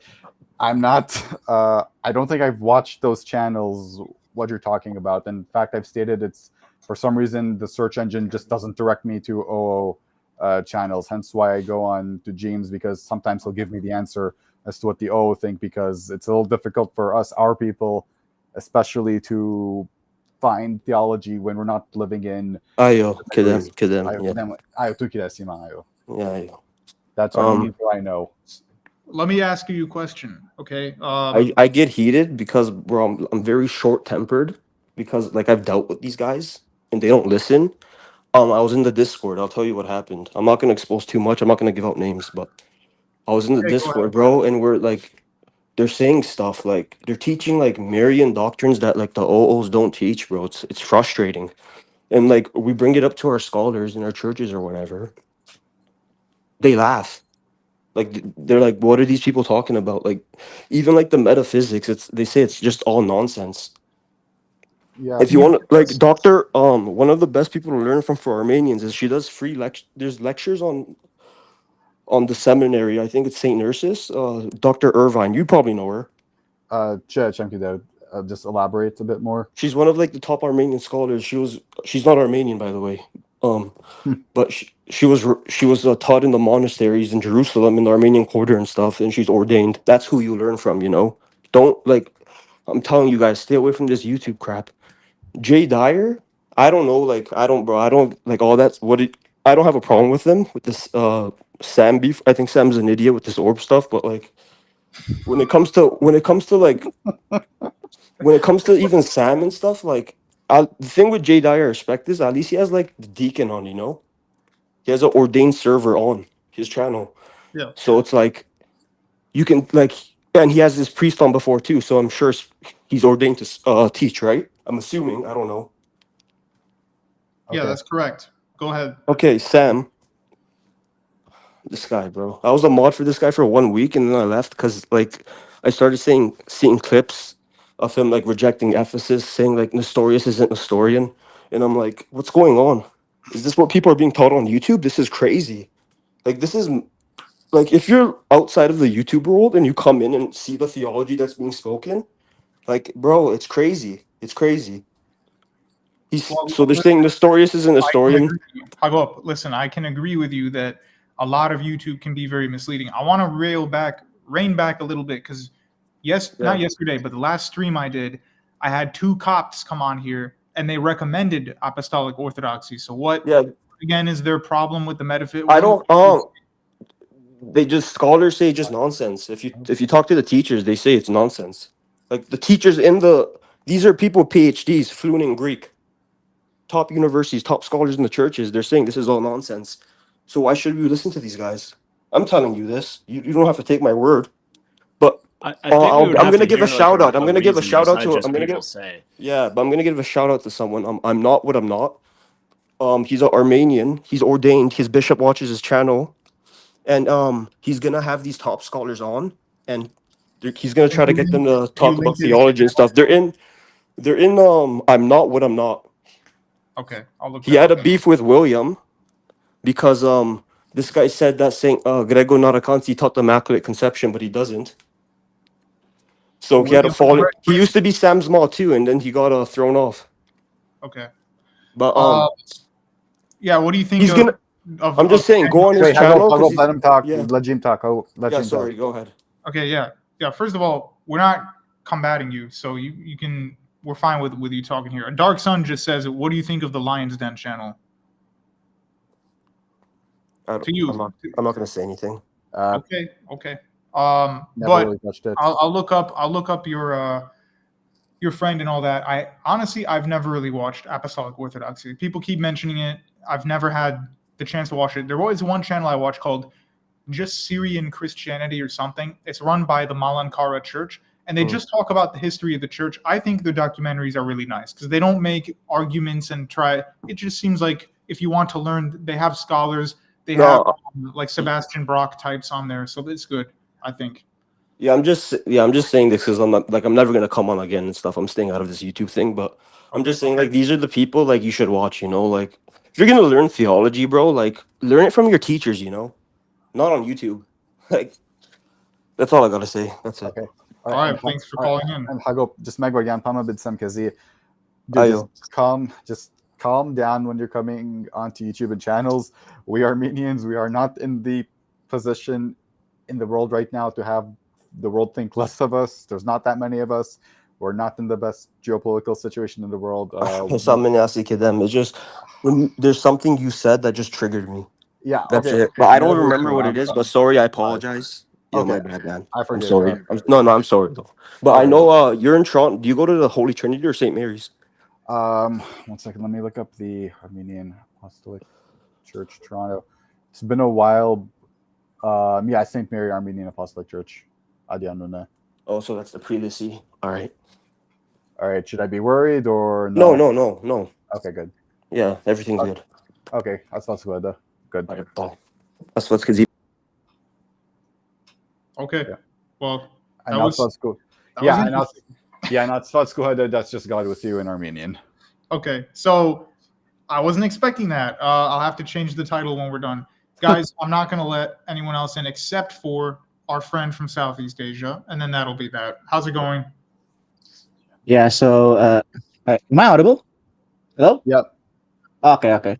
It's a bit weird here. Anyway, I just got here late, so I literally just opened up the notification and I just listened to that guy, very passionate talking about that. And you know what? I can sympathize. I was just about to bring up the same thing. So I've been attending that old Calendar's church again for the last 2 weeks. It was Palm Sunday, and I talked to them, and you were right, Jim, that their theology is mostly the same from what I've read online. And if I didn't bring up the old calendar stuff, I would have thought that was just the canonical church.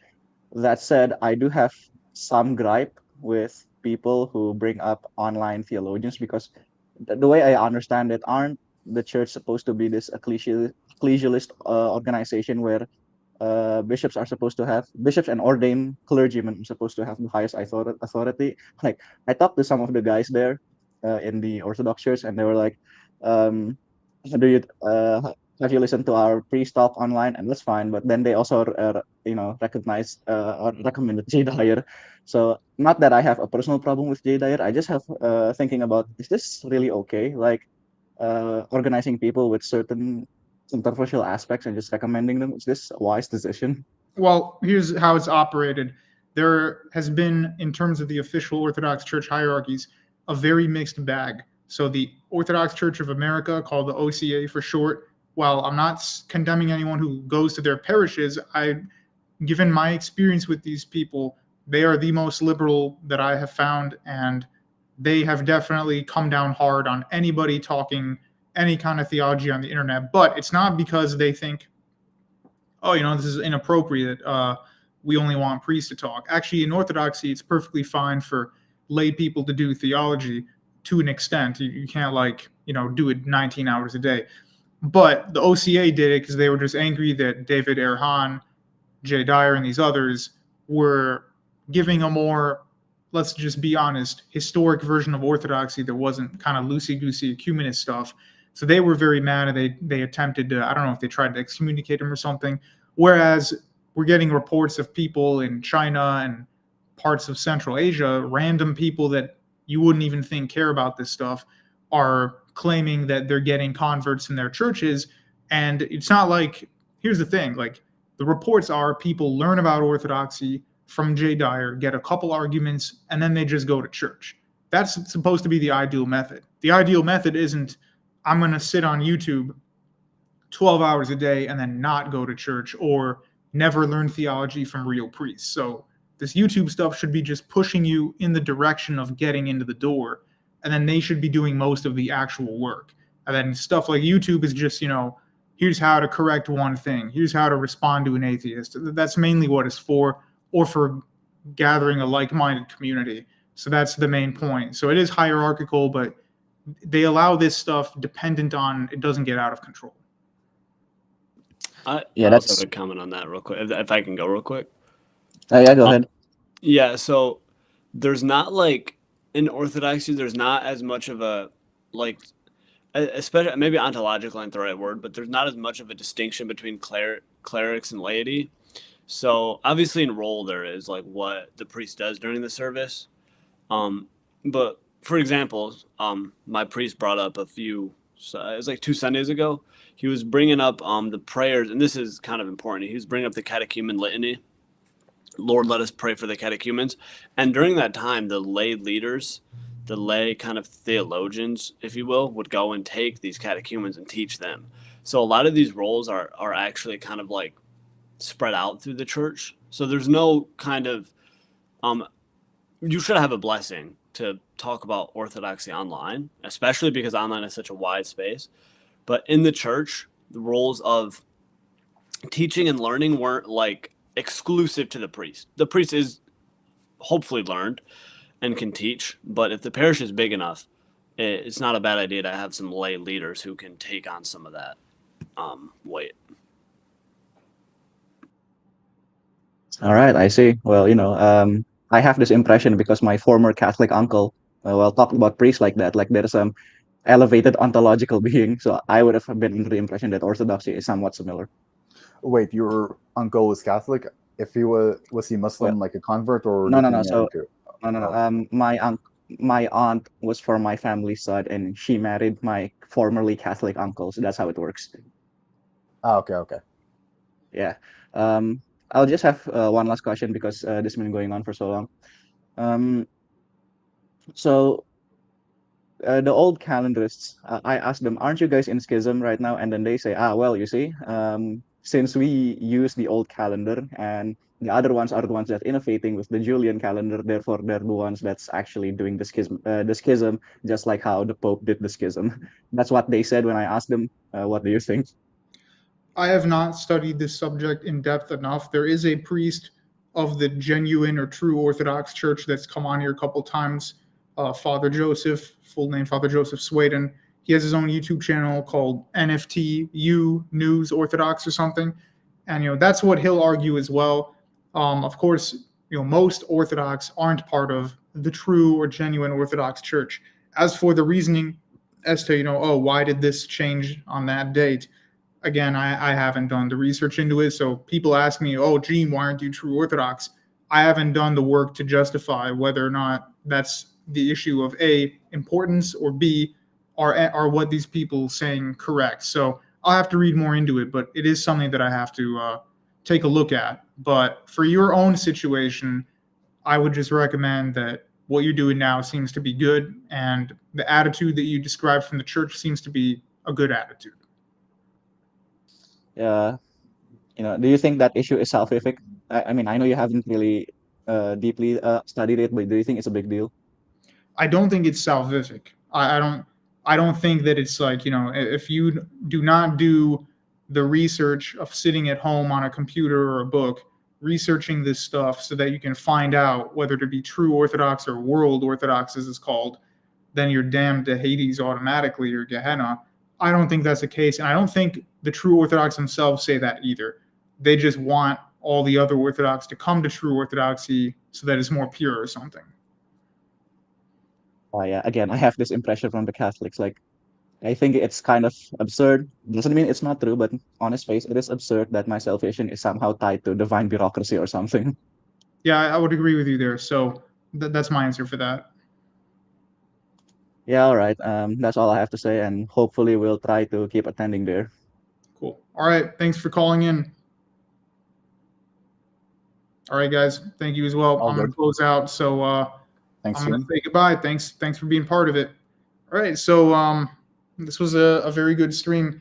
For everybody who called in or is now just watching and wondering what on earth was going on for part of this stream, the title was Orthodoxy and Catholicism Holy Week, and what else? Katy Perry and space paganism. I only talked about the space paganism at the very start. We do have one last caller. I'll let you in for a minute. How's it going before I go? Oh, I'm on? Yes. Thank you so much. Awesome. Yeah, I've only got a couple minutes. What do you want to talk about? Oh, you know what? I'm so sorry if I'm changing up the subject. I'm a Serbian Orthodox. I'm actually really good friends with a guy named Eddie Bravo. I saw your thumbnail, and I was just wondering if you guys were going to be talking about like biblical cosmology, um, possibly even flat Earth. I'm sorry if I'm changing up the subject. No, you're not really changing it. That's fair. I did bring it up. I don't have time to get into the whole thing, but I did mention maybe an hour ago, I pulled up some stuff and I basically said that I don't really have a dog in the fight. I don't have a problem with people who hold to the flat earth model that I see sometimes on the internet. I also don't have a problem with people who don't believe in that. And I don't think that that's a matter of like salvific merit, but it's also, again, a topic I haven't read that much into personally. Yeah, same. It's just coming from being a student under Eddie Bravo. He's such a big proponent in the conspiracy theory world. I'm pretty sure you've heard of him. He's been on Joe Rogan, been on Alex Jones, and I'm a fan of your content. When I saw that, I was like, I got pretty hyped up. So, but I'm also Orthodox as well, and maybe whenever you start up another live, I would love to get into even some of the other theories that he subscribes to. He's just recently gotten really into like the Shroud of Turin. Okay. So he's finally, getting into the whole Jesus question, I guess you could say. So, but yeah, he has a lot of really interesting theories on, I guess you could say, Christianity, and I would definitely love to dive into it with you one day. I saw you on the debate that you had with Adam Green, and I just thought that was so awesome. And I'm also good friends with Sam Tripoli as well. I actually have a podcast with him called That's awesome. All right. Good to hear. Yeah. So yeah, thank you so much for having me on. I really appreciate it. Yeah, definitely. Let's next time I stream, feel free to come on and then we can maybe, or you know what, you can add me on Gmail or Skype. I'll type it in here, so just take a look at here. You can copy it, and anyone else who watches, you can email me, but there's no guarantee I'll email you in a timely manner. But that's my email right there, so you can hit me up, and if we're gonna do a collaboration or something, that could be cool.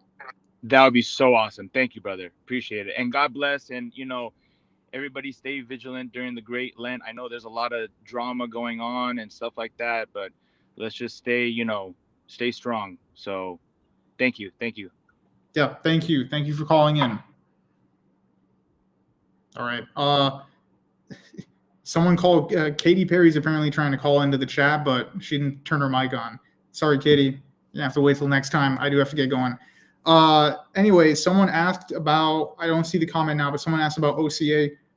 It's not just an East Coast thing. There are a lot, as Mr. G26 says, there are a lot of OCA parishes in the Midwest. I'm in Chicago, which, some people don't consider Chicago to be the real Midwest, considers it to be more part of like, I don't know, urban Michigonian culture. I don't even know what that means, but whatever. Chicago does have at least one prominent OCA parish. Most of the Orthodox parishes here are Greek or Slavic. So there's a Ukrainian village in Old Town. Quite a few Ukrainian churches. There's a few Russian churches. I think Moscow Patriarchate. I don't think the ROCO or anything. And then there's quite a few Serb parishes as well. So yeah, there's a massive Serb population, massive Greek population, a massive Assyrian population. Katy Perry just messaged me saying, "Become one with the divine feminine." She did a curse on me. I almost choked. Anyway, there's a big Assyrian, Greek, Serb population in Chicago. So that's usually underreported. The Assyrians are like 40% Nestorian, so Assyrian Church of the East. And then the rest are actually evangelicals. So you can find evangelical Assyrian churches with that script, but it's evangelical here in Chicago. It's weird. I've seen it. It's real. So there you go. All right, I'm going to close out. Get ready for my loud, very fast outro. And then really nice stream, guys. Thank you for all the call-ins. Armenian Civil War. And that's it. So next time, if what's that guy's name? Young Copt or Master Copt or whoever his name is, you want to come in and talk with Mr. Hagop about Apostolic Orthodoxy's channel, feel free. I've literally no hound in that battle. All right, guys.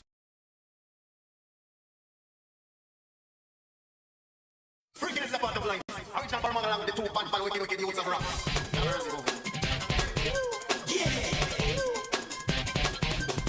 What's the business? Don't think wanna ride by. Ain't no drizzle, the truth off the east side. I know we ain't got my money because they ducking